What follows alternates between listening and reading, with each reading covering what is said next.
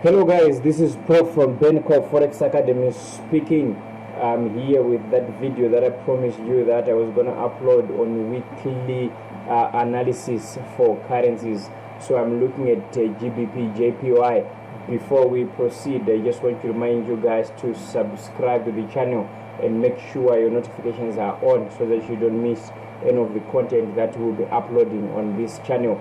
So let's just get right into it. I'm on daily time frame here, and just checking this price action that you have been given here alone, what do you see?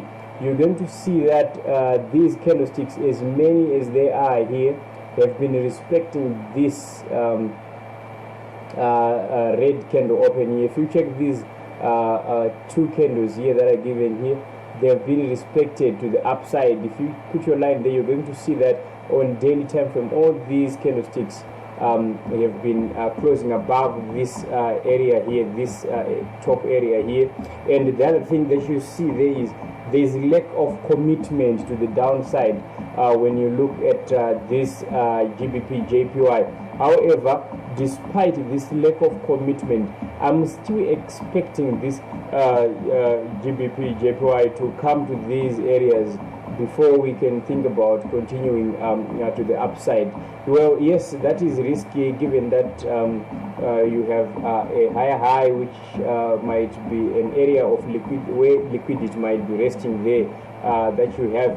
But you also need to check here intermediate that they have taken all out this high, but they are failing to commit to the downside. Let's just go to H4 and see if we can get more clarity on what to do on that pair. Well, this is the price action that we are given on H4. So if we just take our trend line there, you're going to see that there is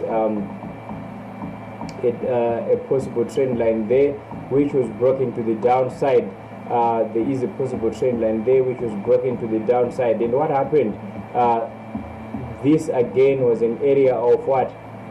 There was a market structure breakpoint there, as you can see there.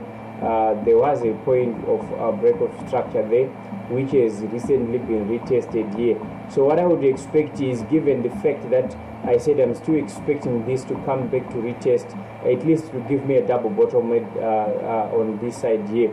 It's not a surprise that we are going to get a sell from where it has retested there down to these areas, to just using the 90% rule that this price is going to cover at least 90% of this area below this trend line here given there. Let's just take our trend, our Fibonacci, and check what we would be having after that movement there. What would be the possible retracement after that movement would have completed? Would be in between 50% and 61.8, which is a reasonable retracement for this first impulse wave that we are given there, for this aggressive movement that was going to the upside. If you just check these two price actions, let me remove this. If you check this price action against this price action, you're going to see that this price action is more corrective if you compare it to this one. And here there has been a point which has been acting as support and resistance. Let's just indicate that point, which was broken to the upside when this market shifted to the upside. Let me just keep on giving you that information so that you see the basis of my decision making on this pair. If you put your trend line again there has been a dynamic support and resistance there. If there's been a trend, this horizontal and this again is a trend line that has been maintained here and here, and here it was broken and price came back to a double top before it then broke that again without retesting it. So it's not a surprise to see price coming back to this area before we can expect this to continue buying. So overall, let's sell GBPJPY up to these areas. Then we will then take our profit and start planning for the next bias and direction for that trade. Let's go on to the next trade. Okay, here we are on AUDCAD, and I'm on daily time from here. What do we have On daily time frame, I'm expecting this price to respect these order blocks here. I'm expecting it to respect this order block here, then start to sell to the downside. I'm expecting to use this order block for price to then start to sell to the downside. We cannot, however, ignore the possibility of revisiting this resistance area there. If you just check from this side, this area has been respected for quite some time. If I just put my line like that there, you're going to see that this area has been respected for quite some time. And it's not a surprise to see price revisiting that area and then continue to sell to the downside. However, it is key to note that when market structure was broke here, when we broke market structure here, what happened is the inefficiency that was left behind was balanced by this candle when it traded back to the area of mitigation there. So I wouldn't expect this to be highly probable that price is going to come to this area. That's why it is safe to then just use this as our order block. Let's just go to H4 and see the price action that is displayed there, and check if it's agreeing with what we are saying on the daily time frame. So here we are on H4 time frame. Let me just zoom the price out a little bit so that it's easy to see. So this is the price action that we're given on the daily time, on the H4 time frame, and 1, 2, 3, 4, 5. These are possible 5 waves to the upside, and a possible retracement should be expected. So like I said, on the daily time frame, I'm expecting my price to react around these areas. So from where it is, it should just push a little bit to these areas before we can get a setup to then sell to the downside. You should wait for change in market structure. You should wait for market structure break at that point before you just sell. Don't rush into the sell. You need to wait for your confirmations before you can make that sell. That's what I'm expecting on AUDCAD, a sell from that area to the downside. Let's move on to EURCAD and see what we have there and what to expect for this week. Okay, we're now looking at EURCAD, and we are on daily time frame. And what are we given here? We are given this price action. Let me just remove this line a little bit so that you can see. If you check the price action that you've been given here, price has always been testing this candlestick, which is an indication of weakness and willingness to sell. So what I'm expecting is, I'm expecting a sell, a short sell. I'm not expecting price to violate this total week of this candle here. I'm expecting price to then reverse from this region of this week, going to the upside. Let's just go to H4 and talk about what we are expecting there on the H4 time frame. So what I'm expecting is, I'm expecting price, if it's gonna come back to these areas which I have indicated here with this line, if it's gonna come back to these areas, then it should not go through this line and close below. If it comes below this line, what I would expect is for price to wick through this line and close above this line. It should not close below this line. The moment it closes below this line, then it is most likely that the price is going to continue to sell. So what I'm expecting is, if price is going to come back, it is going to come back to a double bottom in these areas here before we can sell, start buying.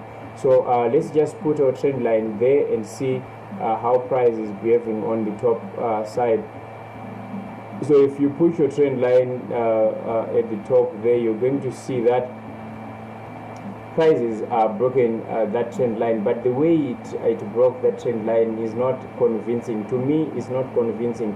When they are breaking the trend line, they should show enough commitment, not break the trend line with these simple candles. It should show more commitment to push to the upside before it can retest. so I wouldn't call this a break and retest. So let me just remove this line, because that's not the break and retest that I would be looking for. So it is highly probable that price is going to come back to this area before we can think about buying, but overall I'm waiting for that buy from these areas here. Let's just go to H1 and see. Probably maybe we can go get more clarification on that trade. Okay, so that's what we have. All right. So what I'm seeing here is if I put my trend line there, I'm seeing that the trend line has been broken. So yes, we can expect this price to sell to this area and use these order blocks as our point of interest. Then wait for confirmation that the trend has changed at this area before you can join the buy. This is going to be a long buy, so there's no need for you to try and catch the trade at the bottom. Sometimes you just need to exercise discipline and patience and wait for the proper setup to be formed here before you can join the trend to the upside. That's it for EURCAD. Let's move on to EURJPY. So I'm on EURJPY on daily time frame. The last time we looked at this, the price was around here and it was above this swing point or this area here that I had indicated is an area of possible support for price to come back and just retest this area and continue moving upside to go on and break this trend line. But what actually happened is a price went to just retest that resistance trend line and came back below the support and retested the support here, balancing the inefficiency here and continuing to go down. So what am I expecting now from here? Let's just go to H4 time frame and check the price action that has been displayed there. So what I'm expecting is for price to just come to close this inefficiency here. Let's pick up that too. To come to close this inefficiency here before we can start buying. I want price to retest this area here before we can start buying. So my area of interest is these order blocks that have been given here. Price should do something here and show willingness to reverse at this area of order blocks, and even confirm that price is now reversing on lower time frames before I can freely take that trade. So on this one, I'll wait for price to come back to this area. Let's just use our Fibonacci tool there and see and check what has been happening and what is happening on that one.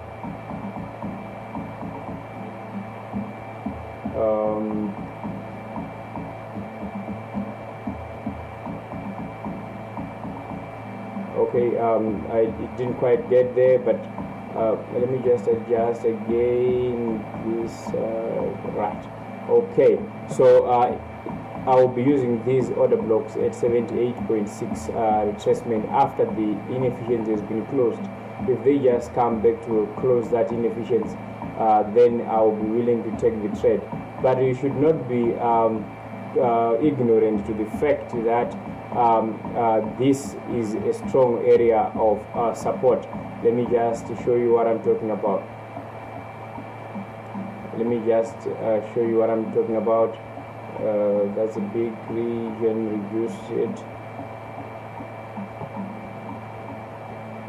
Okay. So you should not be ignorant to the fact that this is an important area of support. Look at what price did here. It tested support and went up, came back to break support, became resistance, retested and went down. Then it broke support in a very fast way, and then now it retested the support and went up. So it's possible that this second retest might be the last one, and they're just testing it here to go up. So if they go up and they break market structure at this point, and then you are given a form of a W there going to the upside, then you would want to wait for them to come back to retest the order block or that area of mitigation that would have been left there for you to join the trade to go to the upside. Otherwise, I would want them to close this inefficiency gap here and take the trade from this point. So that's it for now. Those are the pairs that I have for this week that I'm waiting for and that I'm going to be trading. I want to wish you again a peaceful week. I hope you're gonna enjoy your trading this week.